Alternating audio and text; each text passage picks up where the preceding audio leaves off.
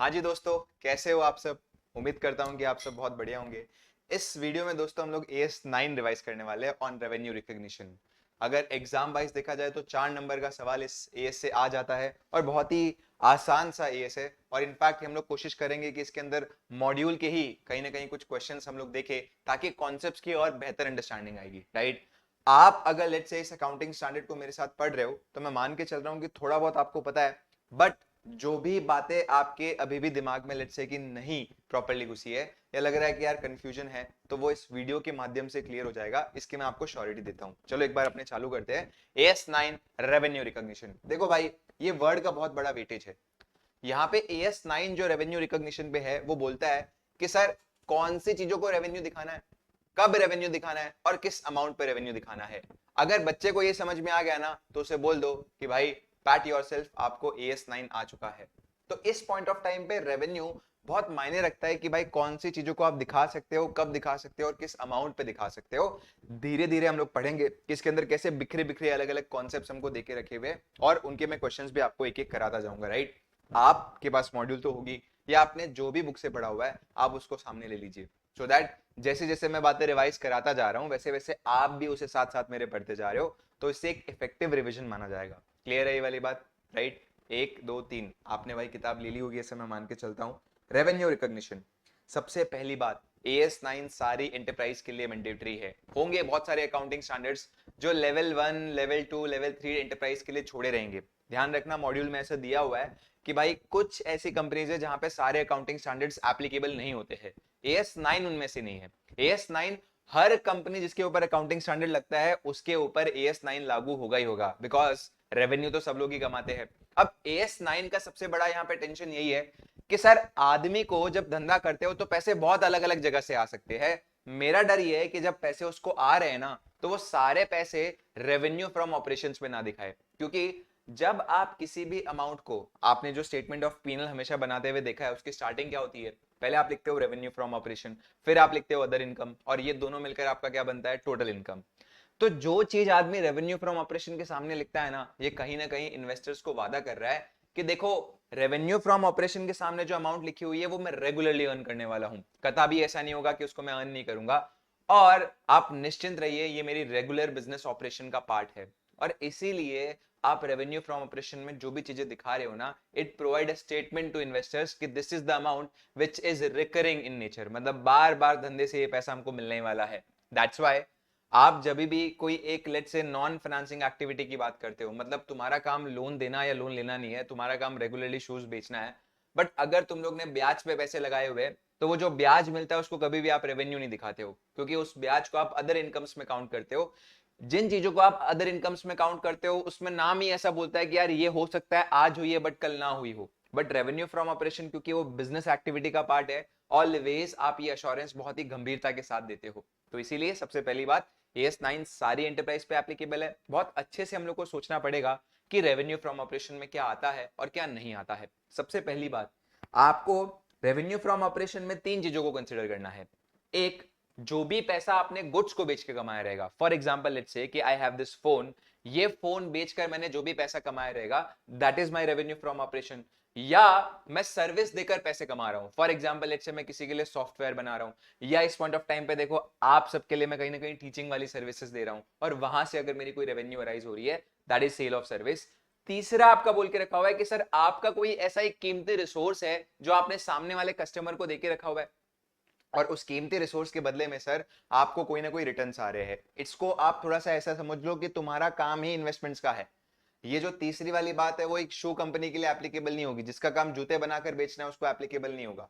तीसरा वाला जो पॉइंट है वो उन कंपनीज को एप्लीकेबल होता है जो एब्सोल्युटली इसी काम में इन्वॉल्व है। फॉर एग्जांपल मेरा काम एयरबीएनबी टाइप हो गया कि मैं क्या करता हूं, बहुत सारी प्रॉपर्टीज जो है उसको एकदम मस्त तैयार करता हूं और मेरे कस्टमर्स को वो प्रॉपर्टीज रेंट पे दे देता हूं। तो इन दैट केस मेरी प्रॉपर्टी मेरे रिसोर्स हो गए और मैंने ये रिसोर्स को रेंट पे दे दिया, तो इन दैट केस वो पैसा मेरा आ रहा है। For me it is a revenue because it is regular part of my business activity. लेकिन अगर विशाल सर जो शूज बेचते हैं, अगर विशाल सर अपना एक छोटा सा ऑफिस का कोना किसी को भाड़े पे देते हैं, विशाल सर का काम मेन शूज बेचना है, तो उनके यहाँ पे अगर कोई भाड़ा उन्हें मिल रहा है तो that is not revenue from operation, that shall be considered as other income. तो आपको ये थर्ड पॉइंट में ध्यान रखना है कि तुम्हारा काम ही रेगुलरली यही है ना, बाकी थर्ड पॉइंट बोल बहुत सिंपल सी बात रहा है कि आपके जो रिसोर्स है वो आपके लिए या तो इंटरेस्ट लाने का काम कर रहे हैं, या रॉयल्टी लाने का काम कर रहे हैं, या डिविडेंड लाने का काम कर रहे हैं, तो for you it is considered as revenue if it is your main business activity, main business operation. Exclusion में मैं आऊंगा, बट लास्ट में आऊंगा। क्या आता है उससे ज्यादा जानना ये जरूरी है कि क्या नहीं आता है ES9 में, बट वो हम देखेंगे। यहां पे डेफिनेशन में ये 3 पॉइंट अपन ने देख लिए, बट आपको ये बात ध्यान में रखनी है कि ये तीनों पॉइंट आपका इस पॉइंट ऑफ टाइम पे बहुत जरूरी है कि रेगुलर बिजनेस का पार्ट होना चाहिए। जैसे एक एग्जांपल हो गया, एक्स वाई जो है उसने मशीन बेचकर कुछ पैसे कमा लिए, 2 लाख की मशीन बेची और अपने बुक्स में उसकी प्राइस 1.80 दिख रही थी, तो 1.80 की जगह पे 2 लाख मिले, यहाँ पे 20,000 का प्रॉफिट हो गया। ये प्रॉफिट क्योंकि हमारा नॉर्मल कोर्स ऑफ बिजनेस में नहीं हुआ है, इसीलिए मैं इसे अदर इनकम का पार्ट दिखाऊंगा, रेवेन्यू का पार्ट नहीं दिखाऊंगा। लेकिन एसटी लिमिटेड जो एक रियल एस्टेट डेवलपर है जो बाइंग और सेलिंग ऑफ प्रॉपर्टी में काम करती है, उसने अगर लैंड 150 का परचेस करके 240 में बेचा है, तो ये क्योंकि उसकी ऑर्डिनरी कोर्स में हुआ है इसलिए ये रेवेन्यू का पार्ट दिख सकता है। तो द की वर्ड इज कि ऑर्डिनरी कोर्स ऑफ बिजनेस में आपको जनरेट हुआ है कि नहीं हुआ है। ऐसा ही सेम आपका एग्जांपल नंबर 3 आ गया कि जो एक फार्मा कंपनी है उसने रिसर्च कंडक्ट किया हुआ है 2 साल से और उसको बहुत अच्छा आउटकम आया उस रिसर्च का। आज उस रिसर्च का 50 करोड़ लोग, 50 करोड़ अमाउंट कंपटीशन देने के लिए रेडी है। डी लिमिटेड ने ऑलरेडी उसके ऊपर 30 करोड़ का खर्चा किया हुआ है, तो फायदा तो दिख रहा है। 30 करोड़ का खर्चा किया हुआ है, 50 में बिक रहा है, फायदा तो दिख रहा है। लेकिन डी एल लिमिटेड का फार्मास्यूटिकल का काम रिसर्च करना और रिसर्च बेचना नहीं है, उनका काम है मेडिसिन बनाकर बेचना। उनमें उनको बस खाली एक वन ऑफ द अपॉर्चुनिटी मिल रही है जहां पे वो चाहे तो इस रिसर्च को भी किसी और को सेल कर सकते हैं। अगेन बात वहीं आ जाती है कि डीएल फार्मा का काम ये रिसर्च सेल करना रेगुलर पार्ट का बिजनेस का नहीं है, इसलिए ये 50 करोड़ आपका रेवेन्यू नहीं दिखेगा, ये आपका किस में आएगा, अदर इनकम में आएगा। तो सबसे पहली बात तो ये हो गई, राइट। अब नेक्स्ट पॉइंट आ जाता है एजेंसी रिलेशनशिप। सर ये क्या हो गया, बहुत सिंपल है यार। एजेंसी रिलेशनशिप में यहाँ पे सबसे बड़ा कंफ्यूजन ये हो गया कि एक एजेंट जो होता है वो क्या करता है। एजेंट इस पॉइंट ऑफ टाइम पे जो है वो किसी का माल बिकवा कर देता है। फॉर एग्जाम्पल लेट्स से एक मैन्युफैक्चरर था, ये मैन्युफैक्चरर का माल 1 करोड़ का था और कस्टमर को इसने बिकवा के दिया हुआ है 2 करोड़ रुपए में। अब यहां पे एजेंट को इस पूरे डील के अंदर जो सेल वैल्यू है उसका एक कमीशन मिलता है 10%। तो 2 करोड़ का 10% इस 20 लाख, इस एजेंट को मिला 20 लाख। एजेंट आपसे सवाल पूछ रहा है, बोलते हैं बच्चों आपने ES9 पढ़ा हुआ है, मुझे बताओ ये कि मैं अब रेवेन्यू किस अमाउंट को दिखाऊं, क्या मैं रेवेन्यू 2 करोड़ को दिखाऊंगा तो सही रहेगा, या मैं रेवेन्यू 20 लाख को दिखाऊं तो सही रहेगा। ये बात यहां पे राइज हो जाती है। एज अ एजेंट आप अगर रेवेन्यू 20 लाख का दिखाओगे तो ही सही रहेगा, क्योंकि आपका असल तो रेवेन्यू क्या है, 20 लाख का ही है। बट आप एजेंट कुछ ट्रांजेक्शन्स में होते हो और कुछ ट्रांजेक्शन्स में नहीं होते हो। कुछ कुछ ट्रांजेक्शन में लगता है कि आप एजेंट हो बट तुम काम प्रिंसिपल की तरह करते हो। सर क्या बात बोल दी है, थोड़ा समझा भी दो, समझ लेते। जैसे कि फॉर एग्जांपल मैं आपके सामने दो दो पॉइंटर्स रख रहा हूं, राइट। पहला एग्जांपल देखो किस तरीके का है। हम यहाँ पे बात कर लेते हैं मेक माई ट्रिप की। मेक माई ट्रिप यहाँ पे इंडिगो से कांटेक्ट करता है और बोलता है कि सर अभी सीजन आ रहा है, सब लोग फ्लाइट्स डिमांड करने वाले हैं कस्टमर्स, राइट। मुझे आप बल्क में 100 टिकट्स मेरे नाम पे बेच दो और उसकी प्राइस आप रख दो 2,000। अब मैं मेरे हिसाब से जो है वो ये कस्टमर्स को सेल करूंगा टिकट, वो मेरा लुकआउट हो गया इस पॉइंट ऑफ टाइम पे, राइट। और मैं एक मार्जिन कमाने की कोशिश करूंगा। नाउ इस ट्रांजेक्शन में जो एमएमटी एक्ट कर रहा है ना, वो एज अ ब्रोकर एक्ट नहीं कर रहा, वो एज अ प्रिंसिपल एक्ट कर रहा है। क्यों सर, क्योंकि आज अगर टिकट नहीं बिकती है तो इन दैट केस रिस्क और रिवॉर्ड किसका है, एमएमटी का है। आज अगर टिकट्स नहीं सेल होती है कस्टमर्स को तो एमएमटी को पूरा रिस्क झेलना पड़ेगा। इंडिगो तो बेचकर फ्री हो गया है, तो इस पॉइंट ऑफ टाइम पे ये डीलर की तरह काम कर रहा है, राइट। तो यहां पे एमएमटी जो है वो एक एजेंट के तौर पे नहीं काम कर रहा, प्रिंसिपल के तौर पे, और इसीलिए एमएमटी का रेवेन्यू खाली मार्जिन नहीं होगा। एमएमटी जो प्राइस पे टिकट सेल करता है, सपोज 100 टिकट है और उसने वो 3,000 पे सेल कर दी है, तो उसके लिए रेवेन्यू अकॉर्डिंगली निकलेगा because he is acting as a principal. लेकिन अगर यहां पे एमएमटी बोलता है सर क्या बात कर रहे हो, 100 टिकट मैं तो नहीं खरीदने वाला, ना ना ना ना, आप अपनी टिकट अपने पास रखो, मैं कस्टमर लाके दूंगा, अगर टिकट बिकी तो कमीशन देना वरना मत देना। Now in that case he is acting as an agent और फिर वो क्या करेगा, कमीशन को ही अपना रेवेन्यू दिखाएगा। ऐसे ही बात यहां पे इस पॉइंट में लिखी हुई है कि एजेंसी रिलेशनशिप में रेवेन्यू की अमाउंट जो है वो अमाउंट ऑफ कमीशन होती है, पूरा जो पैसा आपके पास आ रहा है वो नहीं होता। तो आज जोमेटो वगैरह जो है अगर किसी रेस्टोरेंट्स के फूड बेच रहे हैं तो उनके लिए जो डिलीवरी फीस है, जो कमीशन है, वो उनके रेवेन्यू का पार्ट होगा। पूरी टोटल अमाउंट उनका रेवेन्यू का पार्ट नहीं होगा, क्योंकि जोमेटो ऐसा नहीं कर रहा है कि रेस्टोरेंट से बनवाकर पहले खुद के नाम पे खरीद रहा है और फिर वो एक एक को कस्टमर्स को बेच रहा है, राइट। तो फॉर देम जो भी ग्रॉस इनफ्लो कैश वगैरह का आने वाला है वो रेवेन्यू नहीं है, सीधा कमीशन का अमाउंट है। ये प्रिंसिपल एजेंसी वाला जो क्राइटेरिया है वो बहुत सिग्निफिकेंट है। यहाँ पे बात रिस्क एंड रिवॉर्ड की है।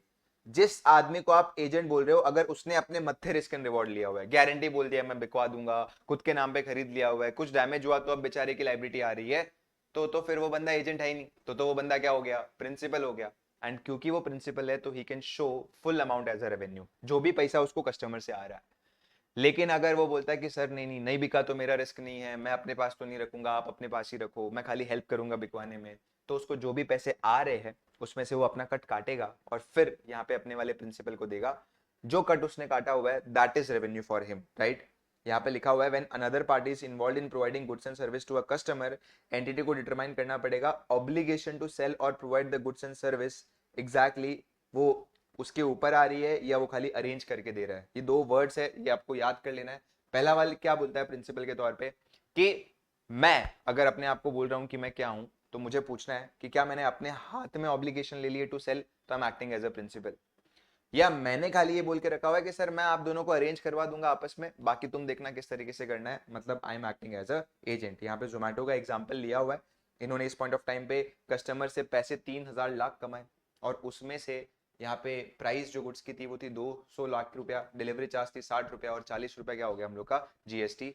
ये पैसा तो आपका सीधा का सीधा जो है वो रेस्टोरेंट को जाएगा, ये पैसा गवर्नमेंट को जाएगा, हमारा कौन सा पैसा हो गया, 60 लाख रुपया हो गया, that 60 lakh is recognised as a revenue. आई बात आपको समझ, क्योंकि he is acting as an agent. तो ये अपन ने देख लिया। देन उसके बाद यहाँ पे लिखा हुआ है ट्रिप डील करके एक वेबसाइट है जो लोगों को बोलता है आप एयरलाइन टिकट बुक कर सकते हो। As a part of business मैं एग्री करता हूँ, 100 टिकट मैं एयरलाइन से पहले खरीद लूंगा ऑन अ पर्टिकुलर डेट, और उसके बाद ये रीसेल करूंगा कस्टमर को, और कोई भी अगर अनसोल्ड टिकट है तो वो मेरा इस पॉइंट ऑफ टाइम पे क्या हो गया, रिस्क हो गया। In this example risk and reward already trip deal के ऊपर आ चुके हैं, तो इसीलिए ट्रिप डील किस तौर पे एक्ट कर रहा है, एज अ प्रिंसिपल, तो इसीलिए वो पूरी अमाउंट को ही क्या दिखा सकता है, रेवेन्यू दिखा सकता है। क्लियर है सर, डन। फिर इसके बाद आता है सेल ऑफ गुड्स कि देखो कभी कभार क्या होता है कि जब हम लोग किसी को माल बेचते हैं तो इन दैट केस इसके अंदर बहुत सारे टर्म्स एंड कंडीशंस आ जाते हैं। कि कभी कभार ऐसा होता है ना कि भाई कोई आपके यहाँ पे आया और आपको बोलता है कि ये कमोडिटी अच्छा नहीं निकला तो ये निकला तो वो निकला, तो आप उसे बोलते हो भाई तू लेकर जा, तेरे को 1 महीने का टाइम देता हूँ, तू यूज करके देख ले और फिर बता तेरे को पसंद आया कि नहीं आया। अगर पसंद आया तो ही मैं तेरे से पैसे लूंगा, वरना मैं तेरे से पैसे नहीं लूंगा। तो अब इस केस में वो बंदा लेकर तो चला गया, तो जिस दिन वो लेकर चला गया क्या उस दिन मैं उसे सेल मान लूं, या जिस दिन सामने वाले का मुझे अप्रूवल आ रहा है, फाइनल एक्सेप्टेंस आ रहा है, उस दिन मुझे मानना चाहिए। तो ये सोचने वाला मुद्दा हो गया, बिकॉज इस पॉइंट ऑफ टाइम पे हम लोग को टाइमिंग जानने बहुत जरूरी है कि मैं किस दिन सेल ऑफ गुड्स दिखाऊं, और बहुत फर्क पड़ेगा खास करके उन ट्रांजेक्शन का जो 25 मार्च से लेकर 30 मार्च के बीच में हुई है। ऐसी ट्रांजेक्शन क्या है, अगर रेवेन्यू इस साल दिखाने का मौका मिल रहा है तो इस साल का पैट कितना अच्छा आएगा, लेकिन अगर ये 5 दिन की जो भी बातें हुई है वो नेक्स्ट ईयर तक सिरक रही है तो आपके इस साल की परफॉर्मेंस तो खराब हो गई ना। तो इसीलिए हम लोग को कोई बताने वाला चाहिए, कोई तो हमें बता दो कि सेल ऑफ गुड्स किस तरीके से रिकॉर्ड करना चाहिए। पहले यहाँ पे साफ लिखा हुआ है सेल ऑफ गुड्स तब तक आप रिकॉर्ड नहीं करोगे जब तक आपको अल्टीमेटली कलेक्शन मिलने वाला है कि नहीं मिलने वाला, इस बात को लेकर आप सर्टेन नहीं हो जाते। एक कस्टमर आया, उसकी हालत बहुत खराब थी, मेरे को पता था ये बंदा मेरे को पैसे नहीं देने वाला, इस बंदे को मैंने माल दे दिया और बोल दिया सर आप आराम से अपने सहूलियत के अनुसार पैसे देना। यहाँ पे मुझे रेवेन्यू दिखाने का कोई अधिकार नहीं है, बिकॉज कलेक्टेबिलिटी को लेकर के आके रखी हुई है, अनसर्टिनिटी आके रखी हुई है, तो I need to see that. तो यहाँ पे साफ साफ लिखा हुआ है कि भाई टाइमिंग को लेकर तो हालांकि 2.5 में लिखा हुआ है, कब हम लोग मानेंगे कि सेल ऑफ गुड्स हो चुके हैं, जब सेलर ने, बेचने वाले ने बायर को ट्रांसफर कर दिया है कि गुड्स अब से तेरा है, या सिग्निफिकेंट रिस्क एंड रिवॉर्ड जो ओनरशिप वाले हैं वो ट्रांसफर हो चुके हैं, या तो माल ही उसके पास पहुंच चुका है, ये माल को लेकर जो रिस्क एंड रिवॉर्ड है वो सामने वाले के नाम पे हो चुके हैं, एंड कोई अनसर्टिनिटी नहीं है कलेक्टेबिलिटी को लेकर, मतलब पैसा तो आ ही जाएगा, राइट। तो यहाँ पे आप क्या कर सकते हो, रेवेन्यू दिखा सकते हो वापस से, माल या तो आपके यहाँ पे पहुंच गया प्लस कलेक्टेबिलिटी को लेकर कोई अनसर्टिनिटी नहीं है, या माल आपके यहाँ पे नहीं पहुंचा है लेकिन माल को लेकर जो रिस्क जो रिवॉर्ड है वो अब आपके नाम पे हो चुके हैं, एंड कलेक्टेबिलिटी को लेकर कोई दिक्कत नहीं है, पैसा आपसे मिल ही जाएगा, तो इन दैट केस मैं आज रेवेन्यू दिखा सकता हूं। क्लियर है ये वाली बात। एग्जांपल यहां पे जैसे देके रखा हुआ है कि ए बी सेल करता है गुड्स सीडी को ऑन 1 Jan 2001 को for ₹2 lakh, after the sale was made CD is having significant cash flow issue. देखो सेल के बाद ऐसा हुआ है, जब तक सेल हुआ था तब तक कोई दिक्कत नहीं था, उसके बाद ऐसा है कि उसको कैश फ्लो इशू आए हुए हैं, और वो बैंक से फंड रेस करने की बात कर रहे हैं, हमको लगता है 15 मार्च के बाद तो वो लिक्विडेशन में जाएगा। सेल के टाइम पे हमको कभी ऐसा नहीं लगा था कि ऐसी कोई दिक्कत आने वाली है। अब बताओ रेवेन्यू रिकॉग्निशन का क्या होगा। तुम बोलोगे सर 1 जन को तो आपने फिर रेवेन्यू रिकॉर्ड कर ही दिया होगा, तो 2 करोड़ का रेवेन्यू तो रिकॉर्ड हो ही गया है, आपने तो मस्त एंट्री पास कर दी रहेगी, debtors account debit to revenue account. तो अब ये रिवर्स नहीं होगा, आपको क्या करना है, जिस अमाउंट को आपने डेटर अकाउंट में डाला है उस अमाउंट में डेटर को लेकर आपको क्या बना देना है, प्रोविजन बना देना है, राइट ऑफ कर देना है, दैट इज PFDD और बैड डेट्स, जो सो आपको ठीक लगे, right. That is your illustration number 3। Clear है ये वाली बात, राइट।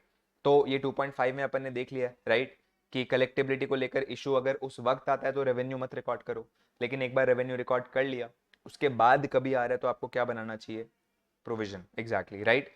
फिर यहाँ पे बात देके रखी हुई है, सेल ऑफ कलेक्शन को लेकर बात यहाँ पे हो गई है, ठीक है ना। रेंडरिंग ऑफ सर्विस को लेकर हम बात करेंगे, बट बिफोर दैट ये कुछ इनकम के बारे में सुन लो।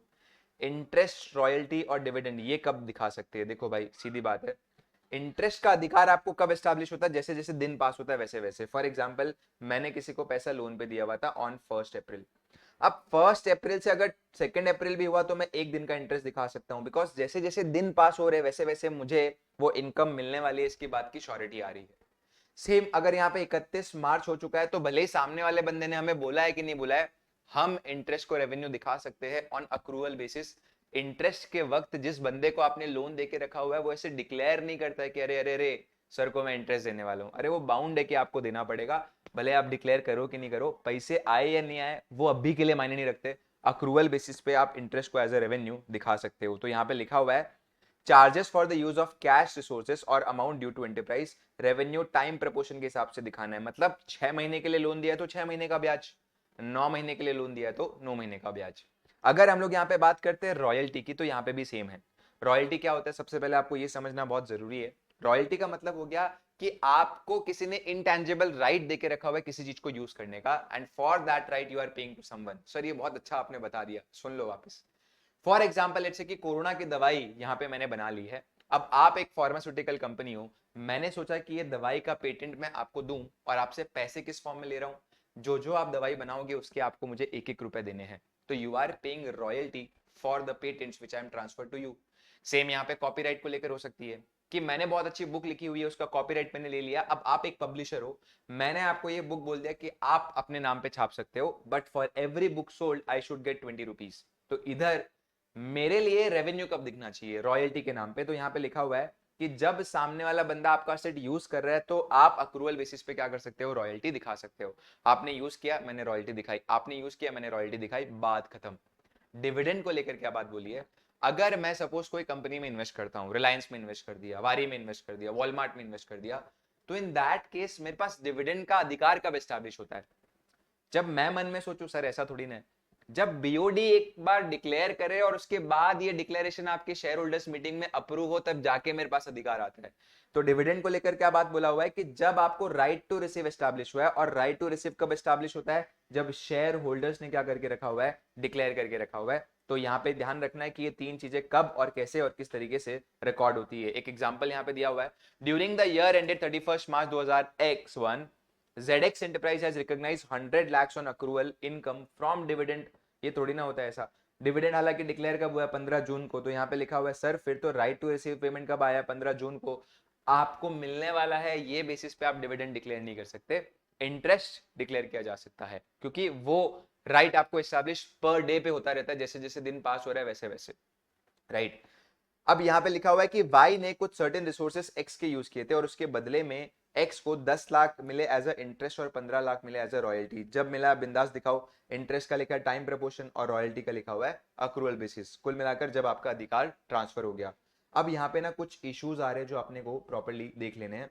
पहला इशू हो गया, मतलब ये तुम जैसे बच्चों ने क्रिएट किया हुआ है इसलिए यहाँ पे आया है, तो तुम मेरे से पूछते हो सर एक बात बताओ, आपने बोला है कि जब सामने वाले के वेयरहाउस में गुड्स पहुंच गए तब आप रेवेन्यू दिखा सकते हो। जैसे कि आपको किसी ने बोला है कि भाई एक मशीन है जो आपको किसी को डिलीवर करनी है, आप मशीन ही बनाते हो, तो आपने अभी अभी जस्ट बोला था कि जब मशीन सामने वाले के यहाँ पे पहुंच जाएगी और पैसे को लेकर श्योरिटी आ जाएगी तो आप रेवेन्यू दिखा सकते हो। सर ऐसा हुआ तो कि कस्टमर आपको बोलता है कि मशीन तो मैंने ले ली है, बिल भी बन चुका है, पेमेंट भी थोड़ी बहुत हो चुकी है, लेकिन वो बोलता है अरे यार साहब मेरे यहाँ पे ना जगह नहीं है रखने को, तो एक बार आप फैक्ट्री में ही रखो अपने, मैं आऊंगा और बाद में लेकर जाऊंगा। तो सर अब इस केस में ना हमको समझ नहीं आ रहा है, क्योंकि सेलर की फैक्ट्री में अभी तक मशीन पड़ा हुआ है, बायर ने ही बोला हुआ है कि भाई आप मशीन अपने पास ही रखो, और बायर ने एक्सेप्ट भी कर लिया है कि मैं माल खरीद ही रहा हूं पक्का। तो सर क्या अब रेवेन्यू दिखा सकते हो क्या? डेफिनेटली आप दिखा सकते हो, कुछ कुछ ऐसी शर्तें जो आपको माननी पड़ेगी। सर क्या शर्तें हुई एक बार बताओ? शर्तें यहाँ पे लिखी हुई है कि goods must be specifically identified and can not be transferred to another customer. इसका मतलब क्या हो गया कि वो मशीन तुम लोग ने फैक्ट्री के ऐसे कोने में रखी हुई है कि किसी और कस्टमर को तुम लोग ट्रांसफर ही नहीं करने वाले। आज अगर ये कस्टमर भागता भागता आपके पास आके ऐसे बोल देना सरप्राइज, तो आप उसे दिखा सको कि देख तेरी वाली मशीन मैंने यहाँ पे रखी हुई है, जा और लेकर जा। ऐसा नहीं हो जाना चाहिए कि बाकी सारे माल में मिक्स होकर रखा हुआ है और तुमने कोई भी उसको चिपका दी।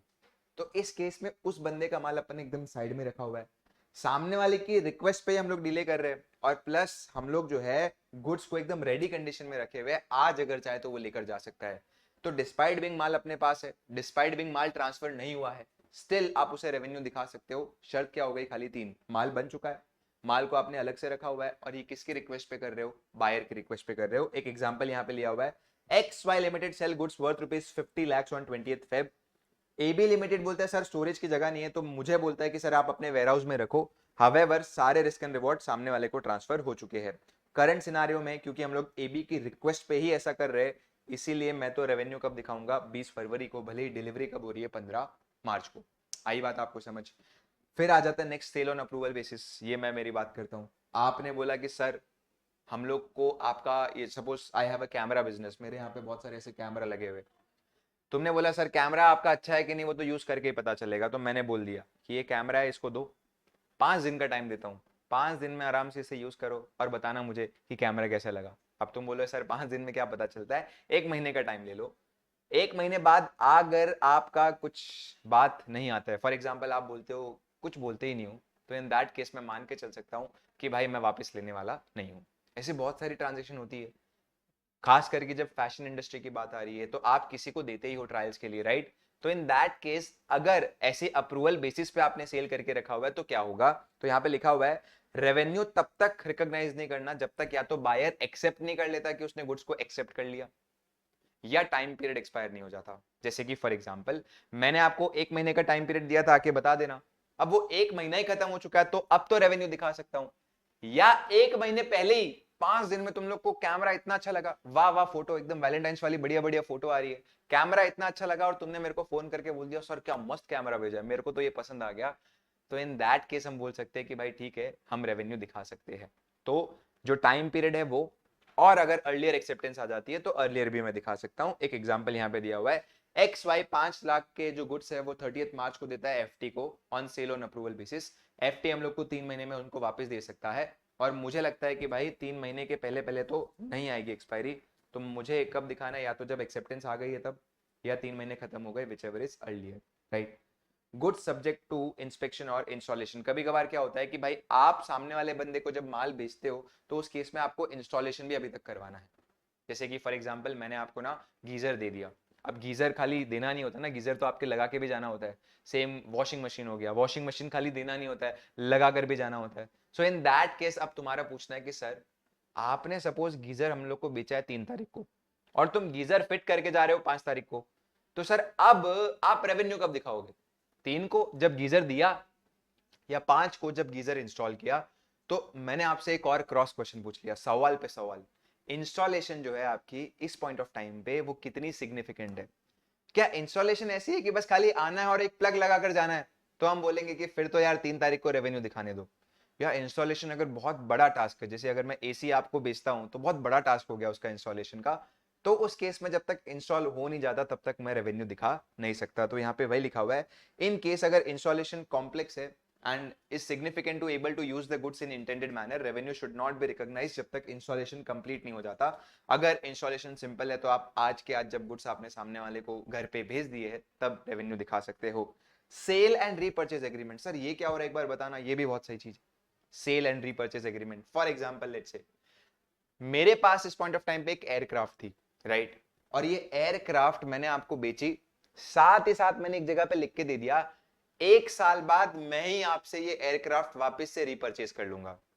सर ये क्या बात हुई, ऐसा भी होता है? हाँ भाई होता है। जब आदमी को पैसों की जरूरत होती है तो इन दैट केस वो इस तरीके की ट्रांजेक्शन्स करता है, बट वो असेट को खोना नहीं चाहता।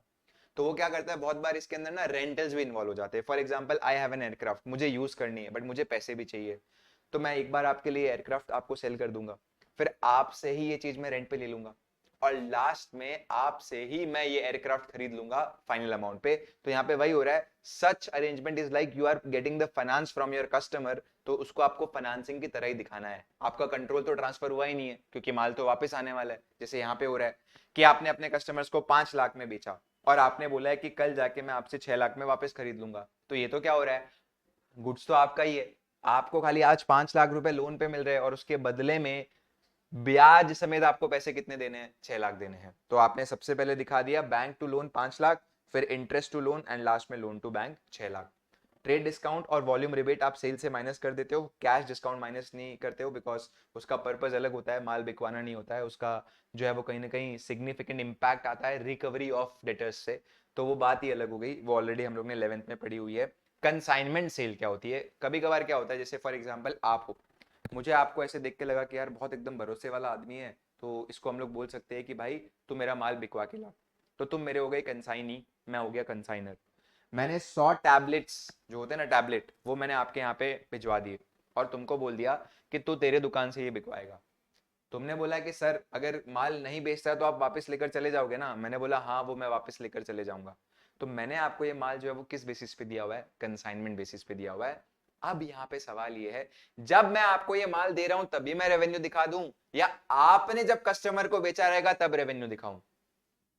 तुमने बोला सर ये तो ऑब्वियस सी बात है, मैंने जब कंसाइनर को दिया तब तो मैं कैसे रेवेन्यू दिखा सकता हूं, कंसाइनी के पास ही माल पड़ा हुआ है, वो तो वापस भी कभी आ सकता है। तो जब तक कंसाइनी कस्टमर को माल नहीं बेच देता तब तक मैं उसको बुक्स में रेवेन्यू नहीं दिखाऊंगा। तो यहाँ पे वही लिखा हुआ है, एक सिंपल सा एग्जांपल है कि मैंने एबीसी को 10 लाख के गुड्स दिए, एबीसी ने बोला कि जब मैं कस्टमर को बेचूंगा तो ही मैं देने के लिए अमाउंट लाइबल हूं, अदरवाइज लाइबल नहीं हूं। तो यहाँ पे लिखा हुआ है कि भाई अब तक एबीसी ने खाली 5,50,000 के गुड्स कस्टमर को बेचे हैं, तो भले ही मैंने एबीसी को 10 लाख दे दिया है, बट एबीसी ने तो कितने का बेचा हुआ है, 5,50,000 का ही, इसीलिए मैं बुक्स में रेवेन्यू कितना दिखाऊंगा, खाली 5,50,000। ये बात यहाँ पे निश्चित हो गई है। What is effect of uncertainties on revenue recognition, अगर मुझे लगता है कि भाई आज रेवेन्यू रिकॉग्नाइज करते वक्त सामने वाले बंदे से मुझे पैसे मिलने वाले नहीं है, तो जब तक पैसे मिलने वाले हैं ये वाली बात की श्योरिटी आ नहीं जाती है तब तक मैं रेवेन्यू बुकिंग को पोस्टपोन करूंगा। बहुत ऑब्वियस सी बात हो गई ना, जब मैं आपको माल बेच रहा हूं और मुझे लगता है पैसे नहीं आने वाले, तो मैं आज क्यों ही रेवेन्यू दिखाऊंगा। तो ये बात यहाँ पे दी हुई है। अब यहाँ पे कुछ अपने लेट्स से क्वेश्चन है वो देख लेते हैं, जैसे कि फॉर एग्जाम्पल ये बीओडी ने डिसाइड किया है कि भाई सेल प्राइस को हम लोग ना रेट्रोस्पेक्टिवली इंक्रीज करेंगे फ्रॉम 1 जनवरी। माल बिक चुका है, कस्टमर खरीद चुका है, कस्टमर की खास चलती नहीं है, आपकी ज्यादा चलती है, तो इसलिए आपने कस्टमर को बोल दिया, सुन रहे कस्टमर, अब से तू मुझे और 15 लाख रुपए एक्स्ट्रा देगा, जो 3 महीने मैंने ऑलरेडी माल बेच दिया है उसका। तो अब यहाँ पे क्वेश्चन है कि क्या ये 15 लाख जो इंक्रीज अमाउंट हुई है बैक डेटेड, क्या इसे रेवेन्यू दिखा सकते हो क्या? पहली बात तो भाई थोड़ा सर्टेन हो जाओ कि पैसे कलेक्ट कर लोगे ना। तुम लोग ने रेट्रोस्पेक्टिवली इंक्रीज कर दिया, इसका मतलब ये नहीं कि सामने वाला आपको दे भी देगा, बहुत बार ऐसा होता है, बट हम नहीं चाहते कि भाई इस पॉइंट ऑफ टाइम पे तुम्हें मिलने वाले पैसे है ही नहीं और तुम इसे रेवेन्यू दिखा रहे हो। इट्स लाइक फॉर एग्जांपल मैंने पिछले 6 महीने का माल बेच दिया था कस्टमर को, अब उस कस्टमर को बोल रहा हूँ तुझे 4 रुपए ज्यादा देने पड़ेंगे, अरे क्या पता वो देगा कि नहीं देगा। तो यहाँ पे आंसर भी यही लिखा हुआ है कि भाई प्राइस रिवीजन आपके जो है वो करंट अकाउंटिंग पीरियड में हुई है, कंपनी को 15 लाख मिलने वाले, अगर कंपनी अल्टीमेट कलेक्शन को असेस कर सकता है तो रेवेन्यू दिखाओ, अगर लेकिन रीजनेबली सर्टेन नहीं है कि पैसे मिलने वाले हैं तो खबरदार जो आपने रेवेन्यू दिखाया सही बात है, राइट।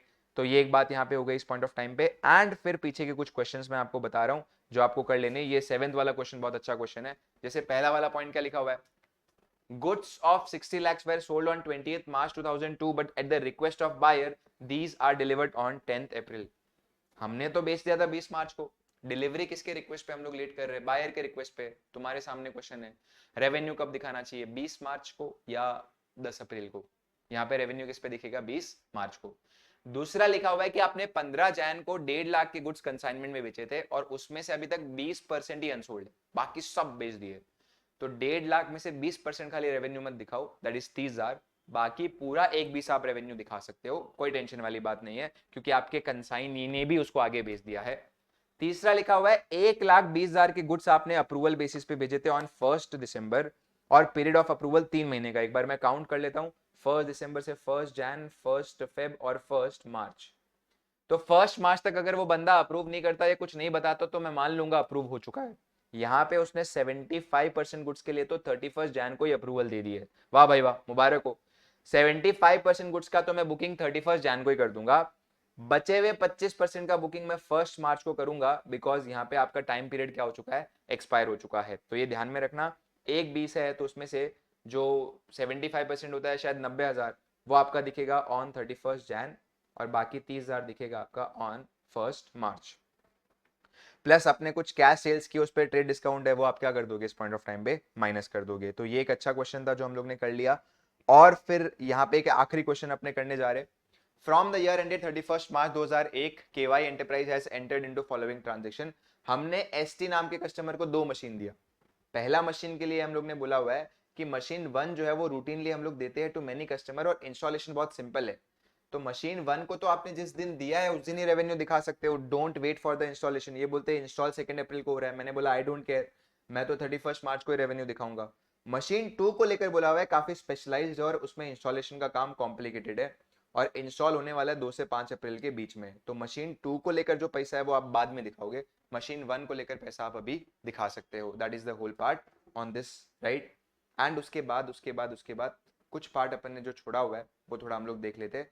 सबसे पहले जो हम लोग ने पार्ट छोड़ा हुआ है वो ये है, दैट इज कि भाई सर्विसेज के केस में आप 2 तरीके से रेवेन्यू रिकॉग्नाइज करने का तरीका चूज कर सकते हो, प्रोपोर्शनेट कंप्लीशन मेथड और कंप्लीट सर्विस कॉन्ट्रैक्ट मेथड। ये क्या होता है वो सुनो।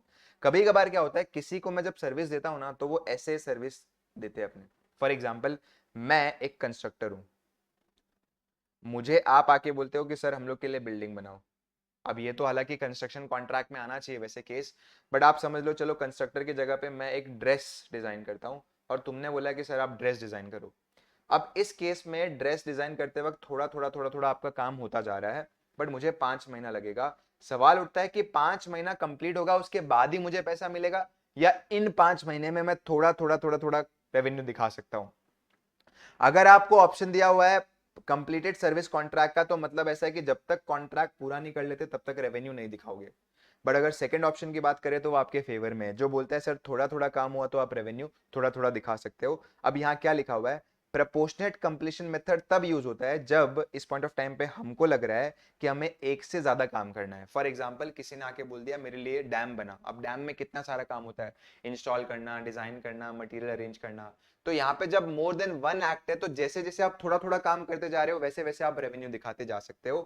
कंप्लीटेड सर्विस कॉन्ट्रैक्ट सब कब सही रहेगा, जब आपको खाली किसी के लिए एक ही काम करना है। जैसे कि फॉर एग्जांपल कोई बंदा बोलता है कि सर मुझे खाली एक लेक्चर चाहिए आपसे, बोलो कितना लोगे, तो मुझे खाली एक ही काम वहां पे करना है, तो मैं कौन सा मेथड यूज कर सकता हूँ, कंप्लीटेड सर्विस। तो जब बहुत सारे काम करने होते हैं तो प्रपोर्शनेट कंप्लीशन मेथड, और जब एक ही काम करना होता है तो completed service contract method, right. Finally हमारे कुछ नॉन एप्लीकेबिलिटी वाले पार्ट बाकी है। ये नॉन एप्लीकेबल इसलिए बिकॉज इनके रिगार्डिंग ऑलरेडी गाइडेंस अलग अलग जगह पे दी हुई है। तो एक हो गया आपका कि जब आपका ऑर्डिनरी काम है शूज बेचना और आपको एक मशीन निपटा रहे हो, तो मशीन तो already property plant and equipment वाले एएस में आती है, for us it is non current asset. तो ये क्योंकि ऑलरेडी उसमें आती है तो एएस 9 उसके बारे में बात नहीं करता। अगर आपका कोई ऐसा एसेट है जो ऑलरेडी हर वक्त रीमेजर हो रहा है, जैसे बायोलॉजिकल एसेट हो गया, गाय भैंस बकरी ये सब अगर अपने इस पॉइंट ऑफ टाइम पे पालते हैं, तो वो वाले जो असेट्स हो गए उनको लेकर अलग से गाइडेंस दी हुई है, तो वो यहाँ पे कवर्ड नहीं होते। अगर आपका फॉरेन एक्सचेंज करेंसी में कुछ चेंजेस आ रहे हैं तो वो आपका एएस 11 का पार्ट हो गया, फॉरेक्स गेन और फॉरेक्स लॉसेस। अगर आपने कोई प्रोविजन को सेटल किया हुआ है, मतलब तुमको लग रहा था कि भाई कोई ऑब्लिगेशन है 5,000 रुपए की और तुमने सेटल करते वक्त 4,000 में मामला निपटा दिया, तो तुम्हें 1,000 का फायदा हो गया। अब तुम बोलोगे सर रेवेन्यू कैसे दिखाए, एएस 9 बोलता है मैं तो उसके बारे में बात ही नहीं करता, ये तो प्रोविजन का सेटलमेंट है। प्रोविजन के सेटलमेंट के बारे में एएस 29 बात करता है, वो भी पीनल में डालने बोलता है, बट उसे रेवेन्यू नहीं मान सकते आप, उसे अदर इनकम मानोगे। ये बात क्या हो गई, आपके ऊपर 5,000 का केस किया हुआ था, सेटल करने के टाइम पे खाली 3,000 ही देने पड़े, तो 2,000 का यहाँ पे फायदा हो गया, तो वो फायदा एएस 29 में जाएगा, एएस 9 में नहीं जाएगा। फाइनली आप अगर कोई carrying amount of obligation restate करते हो, जैसे फॉर एग्जांपल एएस 29 अगर आपने पढ़ा रहेगा, जब भी आप प्रोविजन बनाते हो तो वो एक एस्टिमेट है, there might be a case कि फ्यूचर में आपका एस्टिमेट चेंज हो, तो चेंजेस इन एस्टिमेशन के कारण आपको फायदा नुकसान दोनों हो सकता है। ये वाले फायदे या ये वाले नुकसान जो है वो आपके एएस 29 का ही पार्ट है, एएस 9 का पार्ट नहीं है। जैसे मैंने पहले मेरे को लग रहा था यार केस के 1 लाख रुपए भरने पड़ सकते हैं, अब थोड़े से पॉजिटिव जज अपने फेवर में बात किया तो मुझे लग रहा है 50,000 में काम हो जाएगा। तो ये जो भी चेंजेस इन प्रोविजन की बात हो रही है इस पॉइंट ऑफ टाइम पे वो एएस 29 का पार्ट है, एएस 9 का पार्ट नहीं है। That is the whole chapter of AS 9। इसमें थोड़ी सी थियरी आपको अच्छे से याद कर लेनी है। जो सबसे इंपॉर्टेंट पॉइंट हो गए वो है ये इंडिपेंडेंट केसेस जो आपके 7-8 देके रखे हुए हैं ना, कि प्लस होगा या माइनस होगा या कब रिकॉर्ड होगा, तो वो आपको अच्छे से कर लेना है। गुड्स अप्रूवल बेसिस पे, कंसाइनमेंट बेसिस पे, बायर की रिक्वेस्ट पे रखा हुआ है, कमीशन, एजेंट वाली बात एंड इंटरेस्ट, रॉयल्टी और डिविडेंड वाली बात। अभी के अभी ये चैप्टर के बाकी सारे क्वेश्चन देख लो, आपको बकायदा समझ में आ जाएंगे। हम मिलते हैं दोस्तों नेक्स्ट वीडियो में, तब तक बताइए भाई कि आपको ये वीडियो कैसे लगा, फीडबैक दीजिए कि आपको इस पॉइंट ऑफ टाइम पे जो है वो किस तरीके से चीज़ें बहुत पॉजिटिव लग रही है एंड ऑल, या कुछ अगर लेट्स से हमें इंप्रूव करनी चाहिए तो वो भी बताइए। एंड यस भाई, वो फॉर्मेलिटी होती है बट भाई बहुत ज़रूरी है, क्योंकि रेगुलर अपडेट्स आपको तभी आएंगे जब आप चैनल को सब्सक्राइब करके रखोगे। तो प्लीज़ सब्सक्राइब द चैनल, और लाइक तो भाई अगर करते हो तो कर ही दीजिए। चलो, thank you very much, right.